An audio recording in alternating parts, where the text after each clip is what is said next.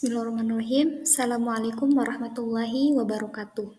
Sebelumnya, terima kasih kepada Bapak dan Ibu dosen penguji atas kesempatan yang diberikan kepada saya untuk mempresentasikan hasil dari penelitian skripsi saya.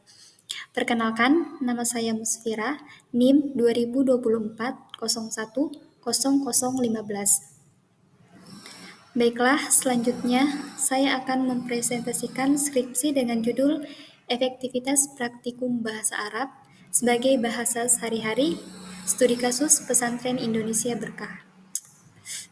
Berikut beberapa poin yang akan saya sampaikan. Yang pertama, pendahuluan, rumusan masalah, tujuan penelitian, landasan teori, hasil penelitian, kesimpulan, dan terakhir, penutup. Bahasa Arab merupakan salah satu bahasa yang memiliki peran penting dalam kehidupan sehari-hari, terutama di kalangan pesantren di Indonesia. Dalam konteks pesantren, bahasa Arab digunakan sebagai bahasa pengantar dalam kegiatan keagamaan, pengajaran Al-Quran, dan berbagai kegiatan keislaman lainnya. Pesantren Indonesia Berkah sebagai salah satu pesantren modern di Indonesia juga menggunakan bahasa Arab dalam kegiatan sehari-hari. Namun, efektivitas dalam praktikum bahasa Arab ini perlu dievaluasi lebih lanjut untuk memastikan bahwa tujuan dari penggunaan bahasa Arab sebagai bahasa sehari-hari dapat tercapai dengan baik. Dari uraian tersebut, maka penulis dapat merumuskan beberapa rumusan masalah. Yang pertama, bagaimana efektivitas pelaksanaan praktikum bahasa Arab sebagai bahasa sehari-hari di pesantren dapat meningkatkan kemampuan berbahasa santri. Dan seberapa besar pengaruh praktikum bahasa Arab sebagai bahasa sehari-hari dapat meningkatkan kemampuan santri dalam berkomunikasi. Yang kedua, apa saja yang menjadi faktor penghambat efektivitas praktikum bahasa Arab sebagai bahasa sehari-hari? Dan terakhir, bagaimana gambaran solusi untuk mengatasi problematika dalam efektivitas praktikum bahasa Arab sebagai bahasa sehari-hari? Tujuan dari penelitian ini adalah yang pertama, menganalisis peningkatan kemampuan berbicara bahasa Arab santri setelah mengikuti praktikum bahasa Arab sebagai bahasa sehari-hari di pesantren.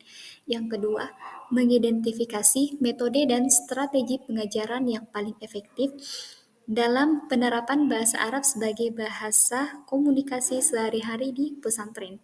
Yang ketiga, mengukur tingkat keberhasilan santri dalam mengaplikasikan bahasa Arab dalam kehidupan sehari-hari, baik di lingkungan formal maupun non-formal. Yang keempat, mengetahui kendala-kendala yang dihadapi santri dan pengajar dalam penerapan praktikum bahasa Arab di pesantren. Yang kelima, mengevaluasi dampak penggunaan bahasa Arab sehari-hari terhadap pemahaman santri dalam pelajaran bahasa Arab formal seperti tata bahasa dan literatur. Dan yang terakhir, memberikan rekomendasi untuk perbaikan dan peningkatan program praktikum bahasa Arab di pesantren guna meningkatkan efektivitas pembelajaran dan praktik bahasa. Selanjutnya, landasan teori. Desi Indrawati 2020 bahwa efektif berarti ada efeknya atau akibatnya, pengaruhnya, dan kesannya, manjur atau mujarab, dapat membawa hasil. Jadi, efektivitas adalah adanya kesesuaian antara orang yang melaksanakan tugas dengan sasaran yang dituju. Yang kedua, Sedarmayanti 2020 mendefinisikan konsep efektivitas sebagai suatu ukuran yang memberikan gambaran seberapa jauh target dapat tercapai. Kemudian yang terakhir, Miyarso 2019 mengatakan bahwa efektivitas pembelajaran merupakan salah satu standar mutu pendidikan dan seringkali diukur dengan tercapainya tujuan, atau dapat juga diartikan sebagai ketepatan dalam mengelola suatu situasi, doing the right things. Metode penelitian. Jenis penelitian merupakan jenis penelitian lapangan karena peneliti benar-benar melihat fenomena yang ada di lapangan secara langsung dan mengumpulkan data-data yang terkait dengan objek penelitian.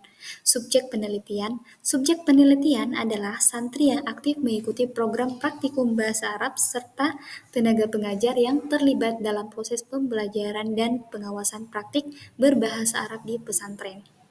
Teknik pengumpulan data, teknik observasi, teknik interview atau wawancara, teknik kuesioner, dokumentasi, dan instrumen penelitian. Waktu penelitian.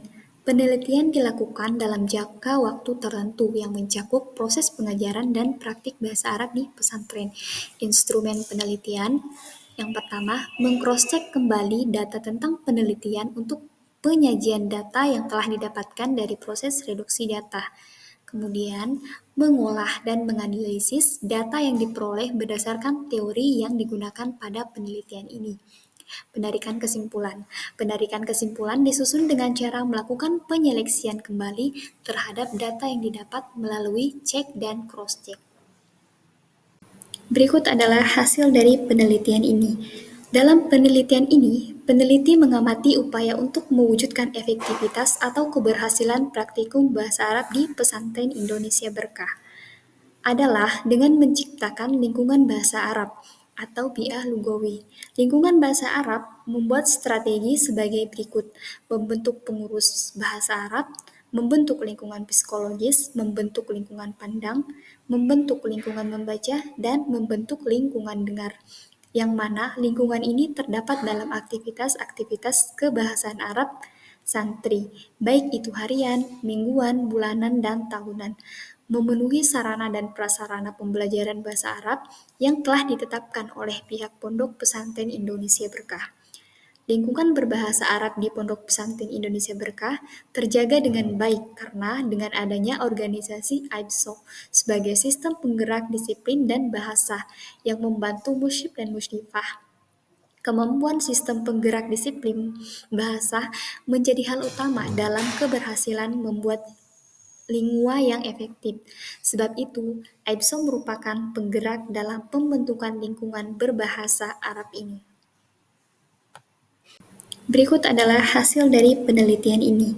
Dalam penelitian ini, peneliti mengamati upaya untuk mewujudkan efektivitas atau keberhasilan praktikum bahasa Arab di pesantren Indonesia Berkah adalah dengan menciptakan lingkungan bahasa Arab atau bi'ah lugawi.